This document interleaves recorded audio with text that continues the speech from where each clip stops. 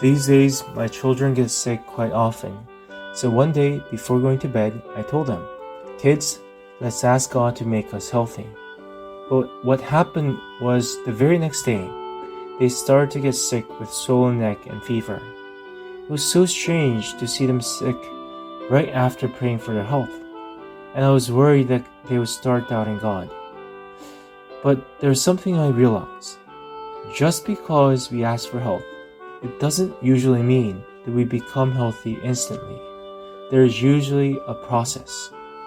From birth, we get infected with viruses and germs around us, and we get sick and recover, and we get antibodies which create immunity inside us. And through this whole process, we grow into healthy adults. And everything is accompanied by a process, not just health. We pray things would immediately happen, but God often does not work like a magician, giving us something instantly, but He often develops us into what we ask for. Not a single person in the Bible has been used without going through training. Among them, I'd like to share Joseph's story today. Joseph was a young rich kid until his teenage years. He grew up as his father Jacob's favorite child, so he was kind of a brat. Even at the age of 17, he was an immature child who told his fathers about his brother's mistakes and talked about his dreams of rising above them. Could Joseph have been Prime Minister of Egypt in this state? No, so God took action to use him. He was sold to Egypt as a slave by his brothers who hated him. The experience of being abandoned by his brothers was an unforgettable trauma for Joseph, but on the other hand, it became an opportunity to look back on himself and rely on God. Joseph became a servant of Potiphar, who was Pharaoh's captain of the guard, and experienced success because God was with him. Recognizing Joseph's success, Potiphar entrusted him with more and more work. That's where Joseph learned how to manage a household. He learned about the economy, about people, and about how to manage money and people. But the ability to manage a household was still not enough, so a new incident happened. Potiphar's wife, who had a crush on Joseph, seduced him, and when Joseph rejected her advances, he was falsely accused and imprisoned.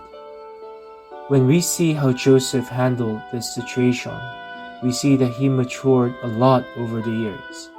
He could have claimed his innocence quite strongly, but he kept his mouth shut. In fact, Potiphar would have known that Joseph was innocent, but if he had sided with Joseph, it would have looked bad for Potiphar himself, and he would have had to kill Joseph to save face. Joseph had the sense to keep silent to save his master's honor.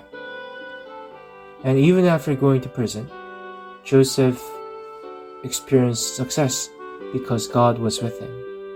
He gained favor with the head prisoner, who entrusted Joseph with various affairs inside the prison.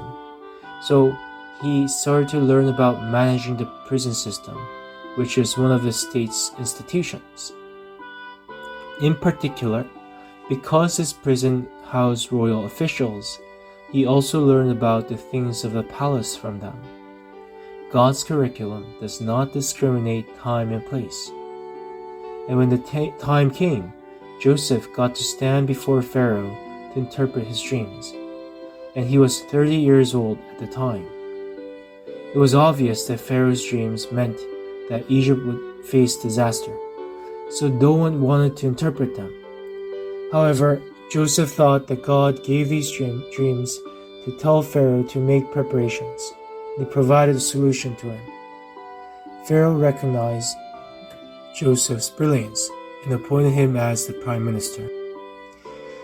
And then, after 7 years of bounty, famine continued for 2 years, and Jacob's household in Canaan ran out of food.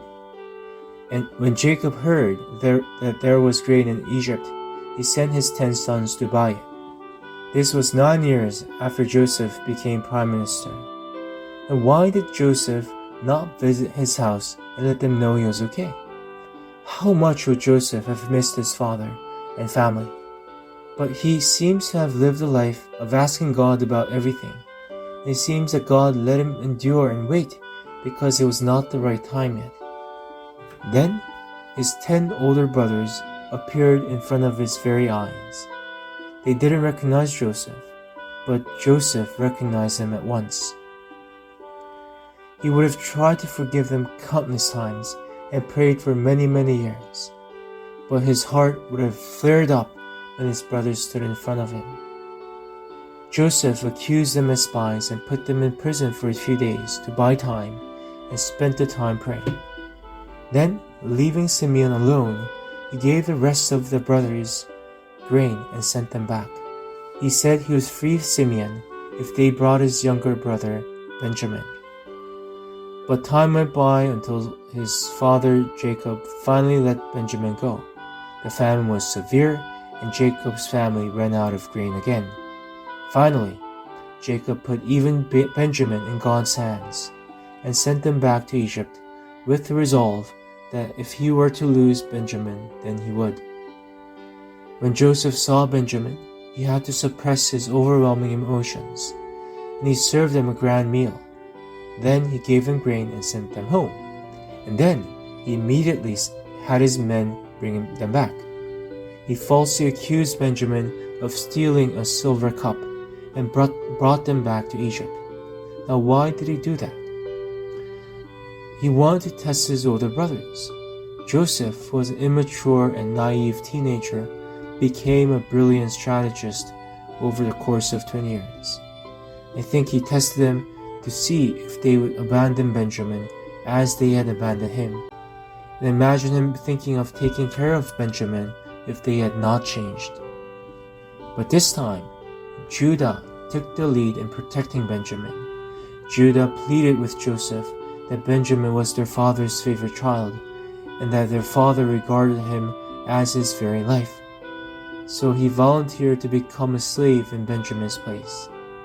Judah seems to have become a man who understood his father's heart more than anyone else, after going through the pain and shame of losing his wife and 2 sons, and unintentionally having children with his daughter-in-law.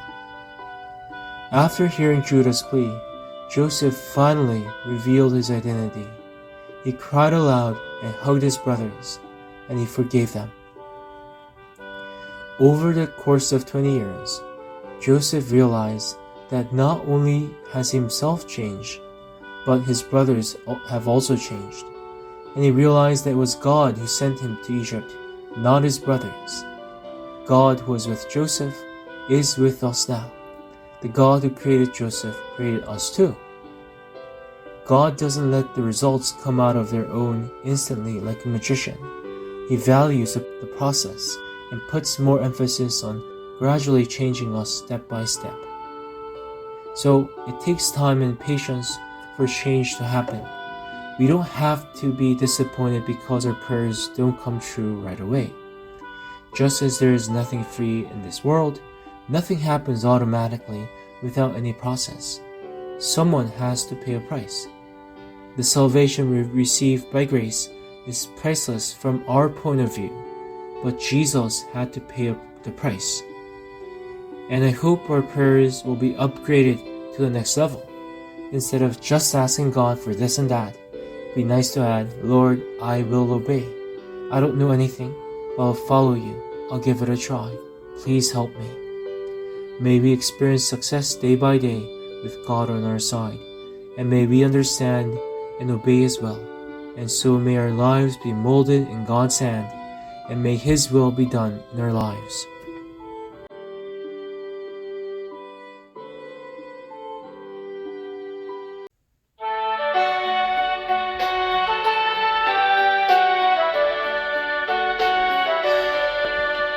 Oh, my everlasting portion, more than friend, all life to me. All along my pilgrim journey, Savior, let me walk with thee.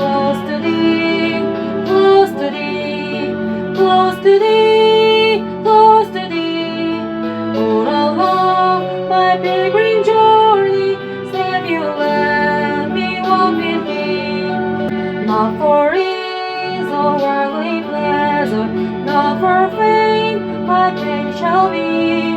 Let me live, I toil and suffer, only let me walk with thee.